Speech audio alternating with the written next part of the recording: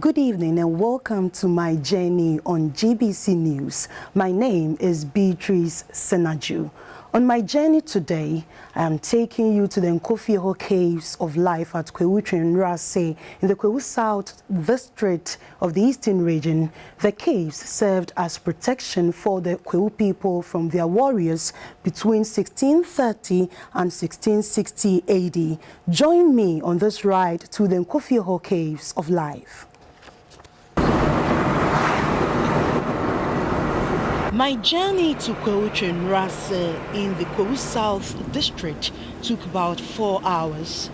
Driving through the curvy roads from Nkoko to Kwahu was an exhilarating experience. The weather, forest reserve, mountains, among others, made the journey exciting.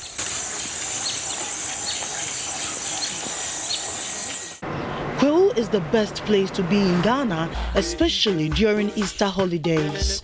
This is due to the paragliding activities and the host of entertainment programs which attract revelers and tourists from within and outside the country. First watch, first girls.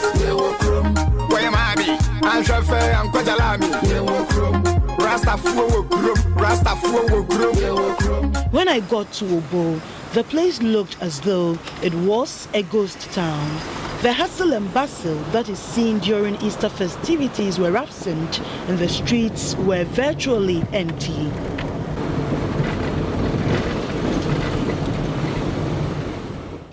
I proceeded to Trendrase, one of the towns of the Kwahu Ridge, to meet with my host so we can visit the Nkofieho Caves of Life. We walked for about 30 minutes before we got to our destination.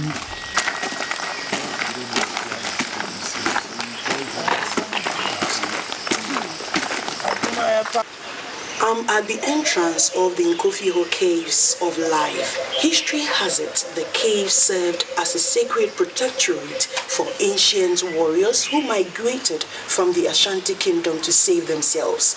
It was also a hideout for indigents of the area during war times. Join me as I explore this wonder of nature. The Nkofieho Caves of Life was a sacred place for warriors to save themselves from the marauding forces of the Ashantis. History has it that the adversaries could never explain why and how indigents appeared at will during battles, which enables them to triumph. The caves was surrounded by a thick forest and situated at a strategic place. My host then explained that the ancient warriors were able to disperse, regroup and attack due to the comfort the caves offered them. The people of Trendrase belong to the Bretu clan. They migrated from Adanse, Ayase around 1630 to 1660 and they came to Kwahu. So this cave became a place where they were using as a hideout. They cooked medicine there, that is cooking of war.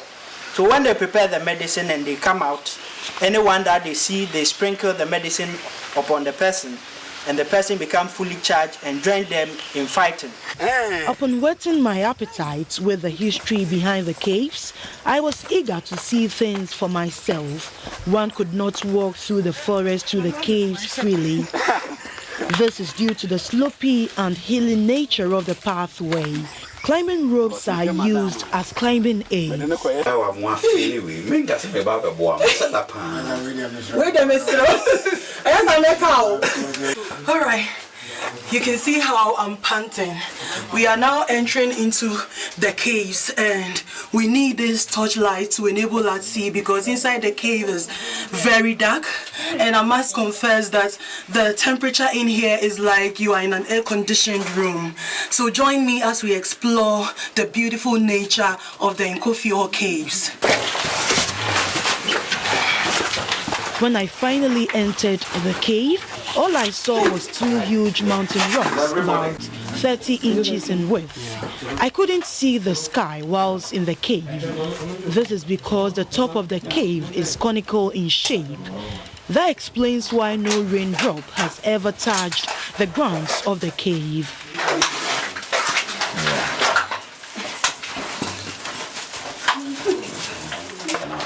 Some features in the cave was its chilly nature. It was as if the place has been fitted with air conditioners. Outsiders cannot detect nor hear voices of those in the cave.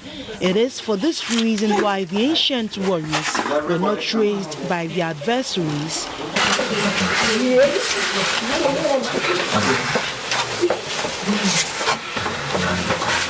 We got to a place within the cave where we were asked to make a wish. At that point, all lights were turned off to observe a minute's silence for the departed warriors. I must confess that I was gripped with fear, as one cannot even see the other person close to him or her. It was a time for the tour guide to pour a libation as well. In remembrance of them, we keep a minute silent, and for us, we've tried and we know when you make a wish here, by same time you return, let's say in 40 days time or in a year time, your wish will come true. Walking out of the cave was such a Herculean task. At a point, I have to walk sideways, else I will be stuck. This is because the pathway was very tiny. I had no choice than to drag my buttocks on the floor to protect me from tripping. This one is easier. I haven't even tasted the Jesus. For close to 40 minutes, the journey, which looked impossible, had been done mainly with encouragement from my colleagues and tour guide. So we are finally out of the first cave. It was terrific. It was nice.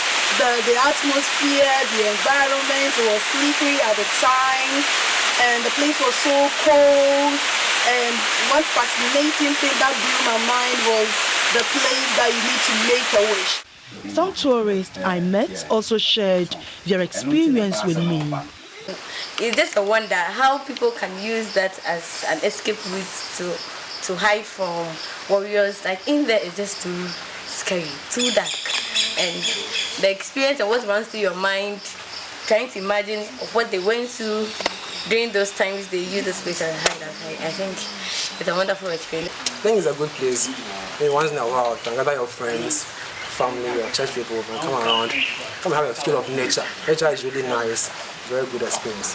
When you are in there, everything is closed in, but then you know where to go because you have a guide and all that. But the experience, I mean, like I said before, is thrill-seeking. When you come out, you wish you go back.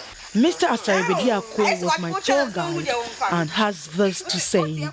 It's time we forget about let's wait for government to do, and look back and link some of these sites to our hotel.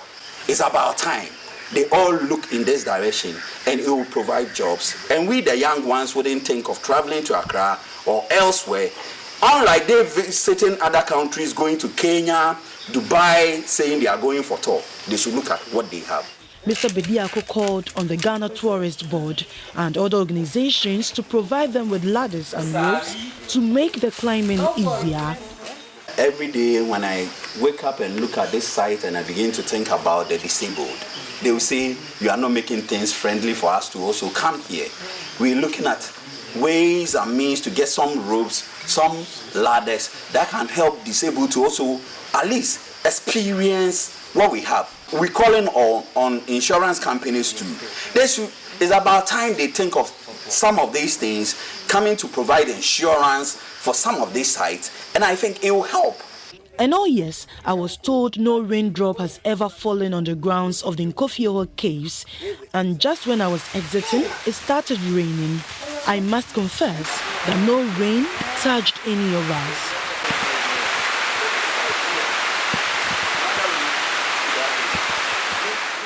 My journey to the Nkofieho caves of life came to an end. I kept on reminiscing on how the ancient warriors survived and the sacrifices they made to save their town. I cannot forget the emotional challenges other tourists displayed while hiking. While some screamed with terror due to the fear of falling off the mountain, Others too were excited and could not hide their joy of having the opportunity to see the beautiful formation of these rocks. For me, the sight and sound of Nkofieho Cave of Life will linger on my mind and will not hesitate to go on this trip again anytime I have the chance. Nkofieho Caves of Life is a great miracle of nature that the Ministry of Tourism must add to its list of tourist attractions and promote it on the both local and international tourist markets. Beatrice Senaju, GBC News, Kwahu. Thank you, Jesus. Hallelujah! Tell your aunt to We are finally done. Whenever you find yourself in Kwahu, make some time to visit the Nkofieho Caves of Life and experience the beauty of nature. This is where we draw the curtain on my journey today. Do join us same time next week. Enjoy the rest of the news.